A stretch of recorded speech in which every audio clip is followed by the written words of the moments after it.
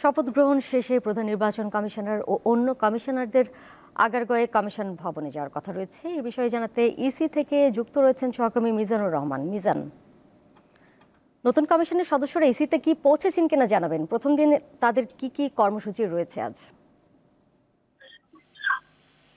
৫ minute আগে নির্বাচন commission প্রধান নির্বাচন কমিশন এসে পৌঁছেছেন এবং আপনি জানেন যে আজকে দুপুরে শপথ নেওয়ার পর এটা তাদের কর্মদিবস হিসেবে ধরা হয়, কারণ শপথ নেওয়ার পর তো আসলে তারা নিজ নিজ দায়িত্বগুলো করে নিয়েছেন। আজকে দুপুরের পর তারা এখানে আসলেন এবং মূলত আজকে তাদের যে কর্মসূচি থাকে সাধারণত বিভিন্ন কর্মকর্তাদের সাথে সৌজন্য বিনিময়ে আমরা দেখেছি যে প্রধান নির্বাচন কমিশনার সহ অন্য কমিশনার যখন আসবেন এবং এই খবরে নির্বাচন ভবনের যে সমস্ত কর্মকর্তা লক্ষ্য করা গেছে। অন্যান্য বার যখন ইসি গঠন হয় তার প্রথম দিনে যে এখানকার আবহাওয়াটা থেকে আসছে সেই একই রকম তাদের মধ্যে কর্মকর্তাদের মধ্যে সেই রকম একটি ধরনের কর্মতৎপরতা দেখতে পেয়েছি। আপনি দেখতে পাচ্ছেন যে এটা প্রধান নির্বাচন কমিশনারের দপ্তরের বাইরে বিভিন্ন তারা মূলত আজকে সৌজন্য সাক্ষাৎ করবেন। এরপরে সংবাদ মাধ্যম কর্মীদের সাথে বিনিময় প্রধান নির্বাচন কমিশনারের সাথে জানেন যে এরই মধ্যে নিয়োগ পাওয়ার পর প্রধান নির্বাচন ও বিভিন্ন সংবাদ মাধ্যমকে তিনি বলেছেন যে আবার নির্বাচন দিতে তিনি বদ্ধপরিকর। অর্থাৎ গত কয়েকটি নির্বাচনে বিভিন্ন যে একটা অভিযোগ ছিল ভোট না দেওয়ার, ভোট দিতে না পারা বা ভোট এই নির্বাচনী ব্যবস্থার প্রতি যে মানুষের দূর করতে কাজ করছে। গত বৃহস্পতিবার থেকে তিনি বেশ কিছু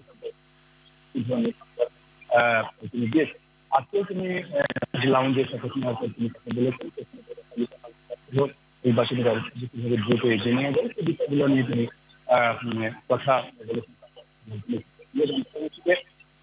বিকেল 3:30টায় তিনি সংবাদকর্মীদের সাথে মতবিনিময় করে আপনি জানেন যে ছাত্র জনতার আন্দোলনের মাধ্যমে যে অন্তর্বর্তী সরকার এই ছাত্র জনতার আন্দোলনে যে সমস্ত নিহত ব্যক্তিরা আছেন, শহীদ পরিবার, শহীদ ব্যক্তিরা যারা এই আছেন এবং আহত ব্যক্তিরা যারা আছেন তাদের স্মরণে, অর্থাৎ আহতরা পাশেই বন্ধু হাসপাতালে চিকিৎসাধীন আছেন, সেখানে তিনি দেখতে যাবেন বলে আমরা জানতে পেরেছি। এখন তিনি তার নিজ দপ্তরে অবস্থান করছেন প্রত্যেকটা কমিশনার। এবং আপনি নিশ্চয়ই অবগত আছেন যে গত 5 সেপ্টেম্বর বিগত নির্বাচন কমিশনার কাজী হাবিবুল আওয়ালের নেতৃত্বাধীন এই কমিশন পদত্যাগ করার পর নির্বাচন কমিশন শূন্য ছিল। গত 31 অক্টোবর সার্চ কমিটি গঠন হয় নির্বাচন কমিশন গঠনের জন্য। এরপরে গত বৃহস্পতিবার রাষ্ট্রপতি সেই সার্চ কমিটির সুপারিশ করার নাম থেকে পূর্ণাঙ্গ কমিশন নিয়োগ দিয়েছেন। আজকে আনুষ্ঠানিকভাবে শপথ নেওয়া হয়েছে এবং আজকে তারা অফিসে এসেছে। কালকে পুরোদমে কাজ শুরু করবেন প্রধান নির্বাচন কমিশনার সহ কমিশনার।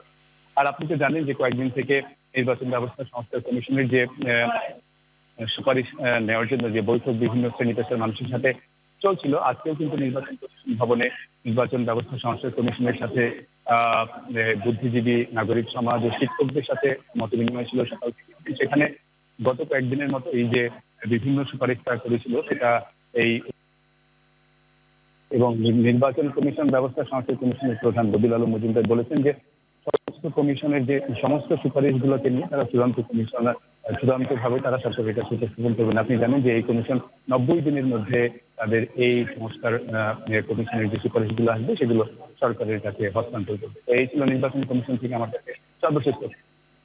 আমাদের সাথে এতক্ষণ যুক্ত ছিলেন সহকর্মী মিজানুর রহমান।